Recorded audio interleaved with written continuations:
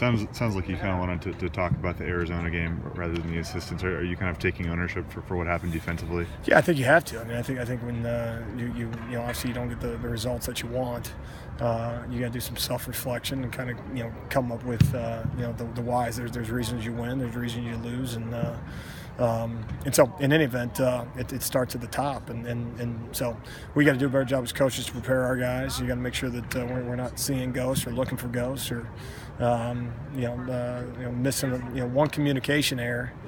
It can be 7 points defensively. It may be a TFL or a sack if an offense does that, but that doesn't cost you points. On the defensive side of the ball, you got to be sharp, and you got to be sharp all the time. And a high-point offense, which you got to give Arizona a lot of credit. I have a lot of respect for what they do, and they got the speed to hit the home run if you're not disciplined. But discipline comes back to coaching. If you have individual players that are looking for certain plays, the only plays they know are the ones we tell them about. And so it's important that we concentrate on our techniques and fundamentals as opposed to trying to guess a particular play, and that happened a little bit, which again, it comes back to coaching. And so specifically, I got to do a better job. How comfortable are you with the middle linebacker situation right now? Do you feel like the youthfulness kind of showed itself a bit last week, more so than any other week? I think we're very comfortable with the guys that we're playing everywhere. It's we're going into week 10. No one's a freshman anymore. You can't be. You're not allowed to be. And so what we have to do is obviously put a plan in place that they can execute, which we have and will. And those guys do a great job from a prep standpoint. And what's important for the older guys around them is to make the plays necessary so that their name doesn't come up from a negative standpoint. But no, they've done a phenomenal job, and they've exceeded all expectations. Certainly, is it perfect all the time? No, but none of the guys are. So no, we're going to keep riding those guys, and as we should. They've shown well more times than not. It sounds like Bryce Love is a game-time decision, but I'm sure you guys are planning it as if he is going to play. It's kind of the third week in a row you've seen an explosive runner. How is he different than Lindsey and obviously Khalil Tate?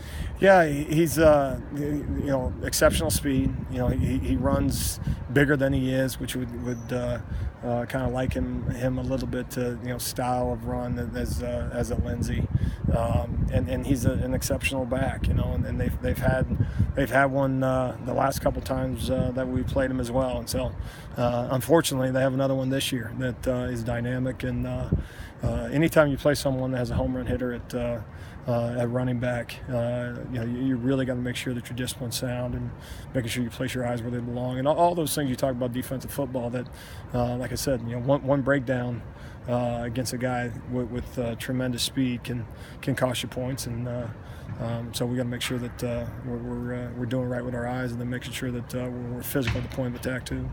Why do you think that program, not necessarily the offense, just in general, has been able to sustain the success for so long under David Shaw, Jim Harbaugh? Is it kind of just maintaining that same identity and being so consistent every year and doing what they do? And I never played them when Coach Harbaugh was running the program, but I just of all the programs in the country, and I think most coaches in general have the utmost respect for what Coach Shaw has done there, and the consistency of winning is so difficult to do in college football. Not just on a week in and week out basis, but also on a year in and year out basis. It's hard to win, and it's hard to win at the rate that they've been able to do it.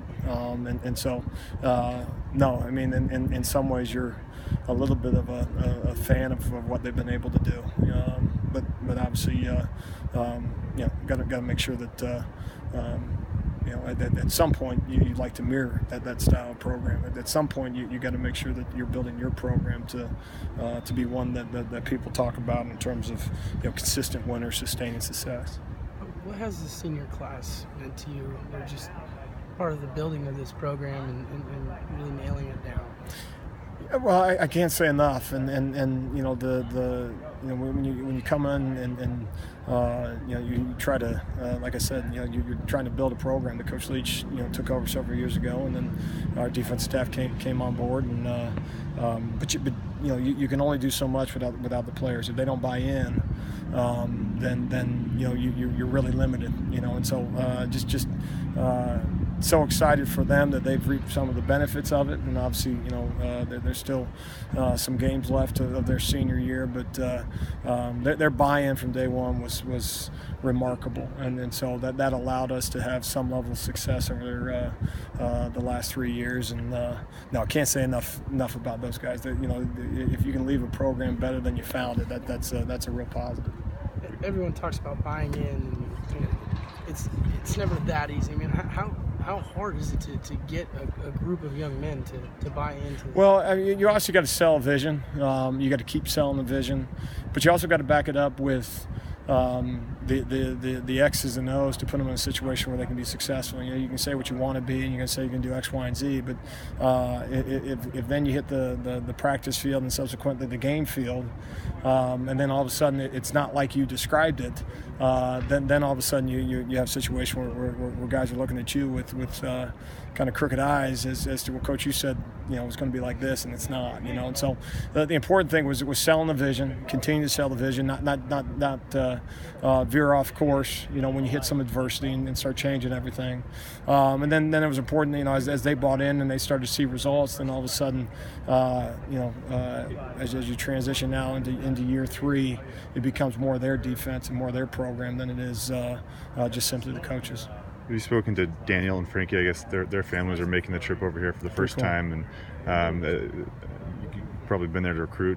Can you kind of speak to how tough of a trip that is, and what they're kind of sacrificing to do that? And I haven't had an opportunity to go over to American Samoa, but I just think for all those seniors, they put so much into it, and you can only imagine, especially for those guys, coming here as 17, 18-year-old guys from a long, long way away. With a dream of playing college football, and what they've been able to accomplish and the success from a team standpoint that they've had a chance to be a part of, and that none of that was promised to them. And obviously, I know that most important to them is making sure that they play their best football on Saturday and then finish the right way season-wise. Good.